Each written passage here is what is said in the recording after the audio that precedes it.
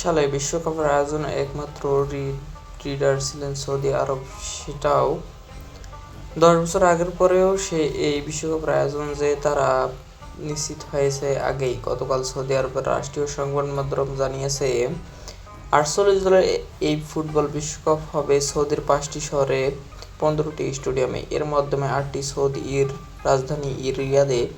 Saudi আরবের ফিফার কাছে আনুষ্ঠানিকভাবে এই টুর্নামেন্ট রিড করার পরেও ঘোষণা এসেছে, ফুটবল বিশ্বকাপের ইতিহাসে সর্বোচ্চ ও 48টি দল খেলবে 2034 বিশ্বকাপে।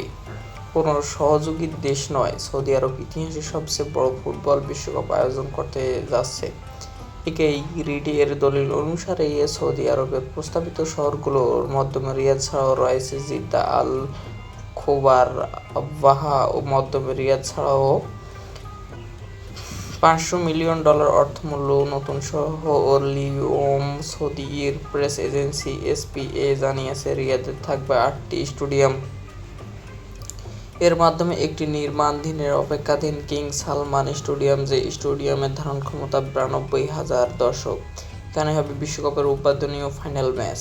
লিওম সিটির নকশা এএফপি $220 মিলিয়ন অর্থে 2022 সালে ফুটবল বিশ্বকাপের আয়োজন করে কাতার। এরপর গত বছর অক্টোবরে বিশ্বকাপের আয়োজনে সৌদি আরবের প্রতিদ্বন্দ্বী অস্ট্রেলিয়ার প্রার্থিতা প্রত্যাহার করে নেওয়ার পর সৌদিকে একমাত্র প্রার্থী হিসেবে ঘোষণা করে ফিফা।